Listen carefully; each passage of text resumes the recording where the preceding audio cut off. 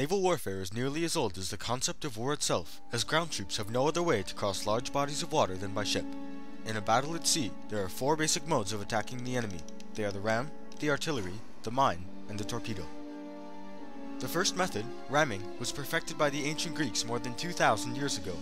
Greek triremes, or rowing boats, had a sharp pole fixed to the bow. On sighting an enemy, the rowers charged towards it, the spike driving a hole through the target's hull.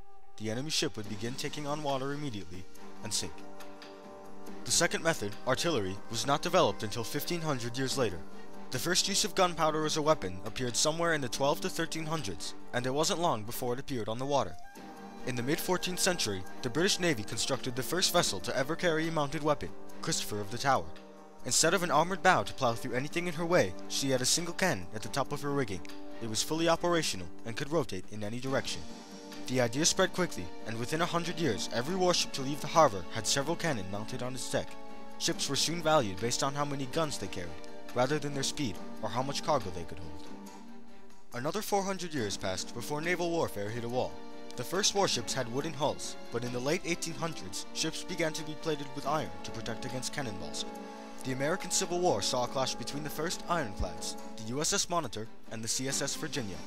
Both were armed with artillery and had hulls covered in a thick sheet of iron. The battle was a draw.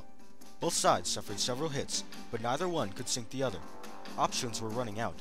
A new mode of attack was called for, something that involved heavy explosives. Inventors had been developing and testing mines for the last 200 years, but few were effective enough to be seriously considered. The most common was a variation on the stationary explosive, a bomb attached by a chain to the ocean floor. But these were unreliable. They could sink to the bottom if left for too long, or accidentally be struck by an ally. Explosive shells, though powerful, were too dangerous to be kept openly on deck. What the world of naval warfare needed was something powerful, but small and self-propelled, and soon. But how? In 1868, an Austrian shipyard manager finished his first drawing of a new weapon that would revolutionize naval warfare. It was small and shaped like a fish, with a small steam engine at the tail and a head packed with explosives. The man's name was Robert Whitehead, and he named his invention the Torpedo, after a fish that used poisonous stingers to hunt its prey. After several years of testing, the Torpedo became a fantastic success. Whitehead worked with ships for a living and knew where their armor was weakest. Unlike most devices of the day, the Torpedo struck below the waterline of an enemy vessel where there was no metal plating, only wood. After launch, the metal fish would fall into the water and cruise at a depth of 12 feet until striking the target's hull. The warheads at the front of the device would detonate, causing a leak which would almost certainly sink the ship. Whitehead tested his device for years, and it had a 90% success rate. The Torpedo is controlled by three main devices. First, a tiny engine powered by steam gives the Torpedo enough fuel to run for almost a mile and a half. Secondly, a system of levers linked to a central valve ensure that the Torpedo runs at the correct depth. Finally, a gyroscope located at the center of the Torpedo keeps it on course. The Torpedo is the most devastating weapon in all naval history because it created two deadly weapons in the submarine and the torpedo bomber. It pulled the United States into both world wars, and it played a key role in the Allied victory of World War II. Whitehead soon showed his design to Austrian naval officers, and, for a large sum of money, he allowed them to begin making their own. Great Britain soon followed for 15,000 British pounds. Within a few years, 11 countries had armed their ships with Whitehead torpedoes. When two vessels met on the open ocean, the battle was decided by how many guns they carried. The occurrence of a smaller ship triumphing over a bigger one was rare, even non-existent. But Whitehead's torpedo leveled the playing field. He originally designed it to give smaller ships an advantage over bigger ones, as well as a way to sink the ironclads that artillery alone could not bring down. The first torpedoes were used in this manner, but soon after, another opportunity arose: the submarine. Through the 19th century, the secret to developing a warship that could submerge beneath the water to attack, or submarine, eluded the best scientists and naval officers of the day. Dozens had tried and failed, some using artillery, others with explosives. But then, in 1885, Thorsten Nordenvelt of Denmark developed a submarine that could launch torpedoes while underwater.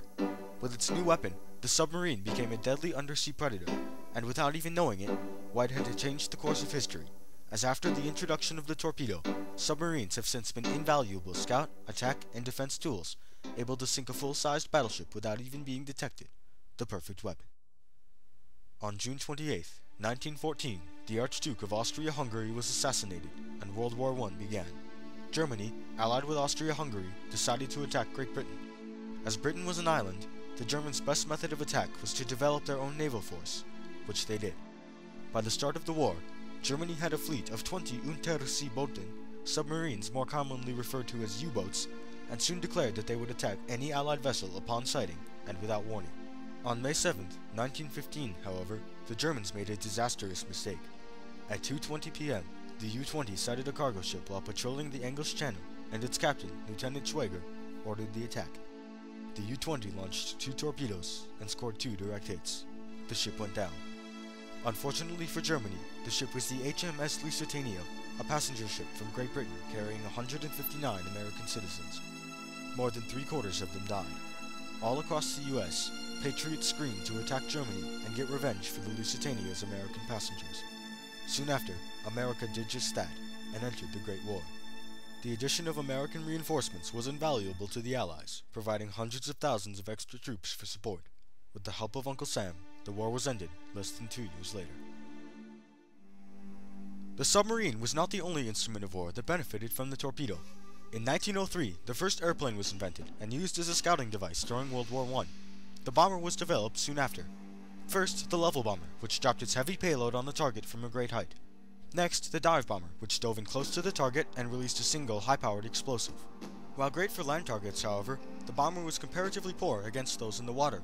Level bombers were easy to dodge and even easier to shoot down. Dive bombers could only hope to sink a ship if the bomb caused its fuel tank or ammo supplies to explode. But then, in 1922, the torpedo bomber was developed by the British Navy. A squadron of planes would fly in close to an enemy ship and drop torpedoes, which would speed towards the target and detonate. Any ship afloat could be sunk by a single squadron, and soon after, Avenger-class torpedo bombers were installed at US naval bases. Only 20 years after the First World War ended, the Second one began. Again, America was desperate to remain neutral, but that soon changed. On December 7, 1941, 6 Japanese aircraft carriers maneuvered into position 275 miles from Hawaii, the closest US territory to Japan. At 6 o'clock a.m., 40 Kate-class torpedo bombers sped towards Pearl Harbor, only the first wave of what was yet to come that day. The Japanese caught the Americans off guard, and casualties were heavy. 2,403 men died. 4 battleships sank. 300 aircraft were destroyed. President Roosevelt was outraged and asked Congress for a declaration of war. They immediately complied, and the United States of America entered World War II. While America, Great Britain, France, and the Soviet Union waged a desperate war on Germany, America was also leading the counterattack against Japan. Japanese forces swept across the Pacific Ocean, taking islands to be used as bases for further attacks. If the Japanese captured Hawaii, they could use it to launch assaults against the mainland US. The American carriers, Enterprise, Hornet, Lexington, and Yorktown, with their newly acquired torpedo bombers, were ready for the challenge. On May 7, 1942, a scout plane from the USS Lexington sighted a Japanese carrier group. Admiral Takeo Takagi had split his fleet into 2 forces, and the Americans had located the smaller, made up of the light carrier Shoho and destroyer Escort. The Lexington and the Yorktown launched 50 planes to attack, 12 torpedo bombers among them. The planes cut through heavy anti-aircraft fire and dropped their explosives. Only 2 out of 28 dive bombers struck the Shoho, but as she moved to dodge the first 2 torpedoes, 3 more Avengers scored direct hits. The Shoho went down, taking 631 sailors with her. This was only the beginning of the conflict, and the Japanese carrier fleet would suffer even further losses, many of them to torpedoes. 4 at Midway, 1 at Guadalcanal, 1 at the Solomon Islands, 3 at the Philippines, and 4 at Leyte Gulf. At the beginning of the war, the Japanese might have had the resources to recover, but the United States Navy had another weapon, its fleet of submarines. While scouting the Pacific, many subs encountered and torpedoed Japanese cargo ships. The Japanese lost more than 200,000 tons of supplies to American torpedoes, and were unable to construct more carriers to make up for their losses. They rapidly lost ground to the American forces, and soon after, the Allies won the Second World War. Over the years, the torpedo has undergone several changes, including remote steering and more potent explosives. It has proven itself in several wars, and is still used today. Other weapons have come and gone. The dive bomber and artillery have both fallen to the ballistic missile. But in the face of whatever modern technology might bring, the torpedo will always be there, as a weapon capable of sinking any vessel known to man. Is always something to be feared.